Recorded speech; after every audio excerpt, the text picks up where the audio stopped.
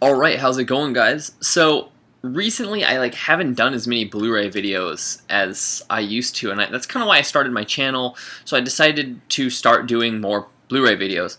I have a Canon 60D, and that's what I usually film my movies on, but it is broken right now. It will not record for almost any length of time, so I've been doing my recent videos on a webcam. You probably have noticed. But yeah, so I will start doing more collection stuff videos once I get that fixed in like 2 weeks. I'm really busy right now. But yeah, this is one of the videos I'm gonna do, and it is my entire Criterion collection. Criterions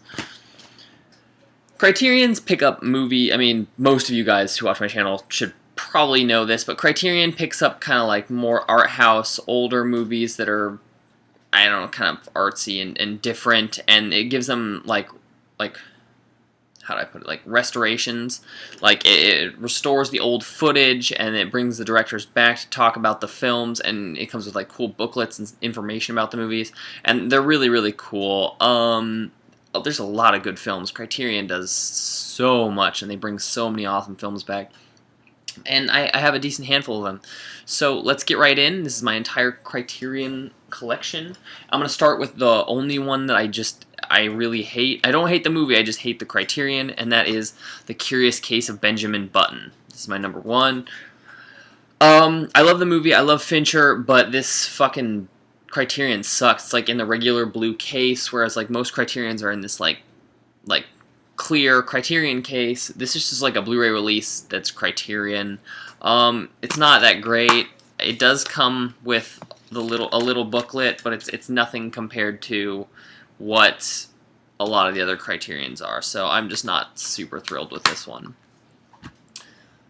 Next, I have The Seven Samurai, Akira Kurosawa's classic film. Now, this is, a lot of these Criterions have not been opened either. I haven't had the opportunity. I've seen every single one of these, but Akira Kurosawa's Seven Samurai is just a classic film, and it has an amazing Criterion release. It's thick. It's not even in a plastic container. This is one of like just the most classic films there are. If you haven't seen this, watch it. I really enjoy it. Next, I have Being John Malkovich, Spike Jonze's weird, quirky movie. I love Spike Jonze. Everything he does is weird and quirky, and it just is really awesome. This is Being John Malkovich, about people inside of John Malkovich's head. It's really funny and weird, and yeah, it's fantastic. Next, I have Blue is the Warmest Color.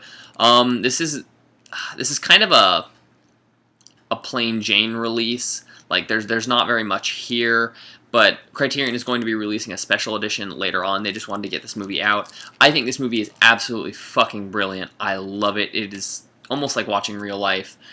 Oh god, it is just absolutely fantastic. There's a lot of controversy about the sex scene. I don't give a shit. It's still an amazing movie. Everyone, I think, should see this. Now I have The Game, David Fincher's The Game.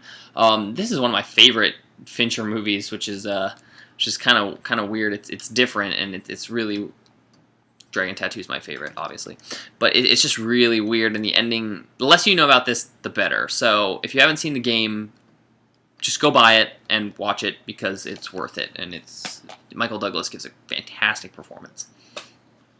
All right, next I have Cronos, Guillermo del Toro's directorial debut. His feature debut.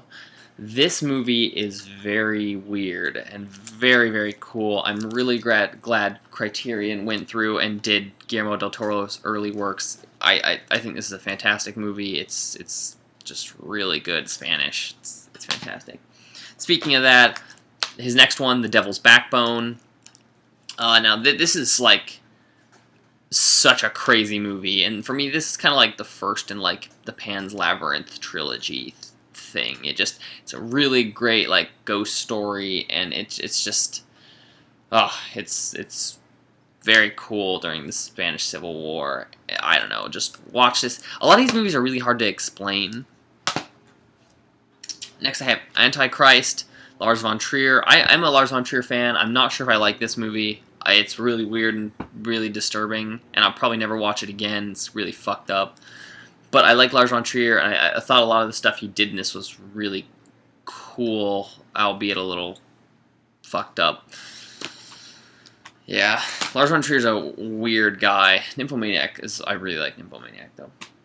Next, I have Terrence Malick's The Thin Red Line. This is really good, beautiful movie. Terrence Malick is such a visual, just visceral filmmaker. This movie is absolutely fucking gorgeous. It is incredibly long, which is one of my big complaints. But it shows World War II in a way you probably haven't seen World War II. So it's definitely worth a pickup. I think this was his last film for... No, that was The New World. Well, yeah, I know after this one he took a break from filmmaking for a while. I think after New World he did as well. Now he's just making tons of movies. But next, Roman Polanski's Rosemary's Baby. This is like the ultimate, like, devil child, devil incarnate movie. I prefer this to The Omen and all the other crap that's been out recently. This is just, it's so eerie and it's so kind of like slow paced, and it's just a really great classic horror movie. Winding down, I only have a few more. Christopher Nolan's The Following. This is his directorial debut, feature debut, and it's just a very cool, very weird movie about a guy following someone. You know, it's a lot of these movies are very high concept. Like, I'm having trouble like describing a lot of these, but Christopher Nolan, it's just really interesting to see where he started, and then we go into like Memento and Insomnia, and it's just, he's such a great director. I'm very excited for Interstellar. Terry Gilliam's Brazil. This is a fucking crazy sci-fi movie. I love Terry Gilliam. He is so cool. It's just so visual and weird, and it just is absolutely fantastic. If you love sci-fi, if you love like weird, quirky movies like The Brothers Grimm and stuff like that, just watch Brazil, because it is absolutely fantastic. The Imaginarium of Dr. Parnassus, like, it'll be right up your alley, because he made it.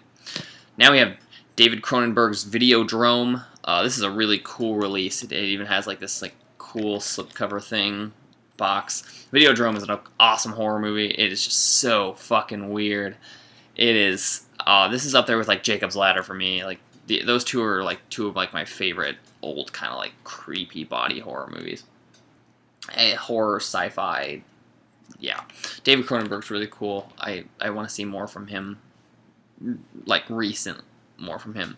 Now my last two, I have the Trilogy of Life. These movies are very weird, and it's just very like contemplative, and I don't really know how to describe it. They're I don't know. They explore like themes of like sexualization and religion, and I don't really like any of these. I got them a couple years ago, and I don't know. It's just not they weren't my thing. It's the only Criterion that I just haven't been very fond of. I mean, they're good movies, and they're very, very good movies, but it's just not my thing. And my last one, which is a movie that I really like from a director that one of my favorites, Danny Boyle's Shallow Grave. If you haven't seen this, go fucking buy this. If you love Danny Boyle, just watch it. It's a lot like everything else he's ever done. I think this is his debut. Yeah, this is his debut. It stars Ewan McGregor. It's so different, and they're all different. They're all different and weird, and it's very cool. This is a really awesome Criterion. I don't know, it's just a very like diabolical movie, very, I don't know, sinister. But yeah, guys, so I love Criterions. They release a lot of films that, like, obviously I had some trouble describing, so I don't know, just give them a try. I'd love to know what your guys' favorite Criterion releases are, so let me know down below. Also, let me know if you want me to start doing more Blu-ray reviews. Not Blu-ray reviews, but just Blu-ray videos. I haven't been done any out and abouts or collection videos in a while. I haven't been buying as many Blu-rays, but I think I'm gonna change that. I'm gonna start picking up some new movies because I have a lot to catch up on. So, like I said, guys, comment below. Let me know what you think of these, what your favorite Criterions are. Also, follow me on Twitter. A lot of cool stuff going on. Shooting a feature film in a few weeks. Been working like a motherfucker on that. So, follow me on Twitter for all of that news, and thanks for watching, guys.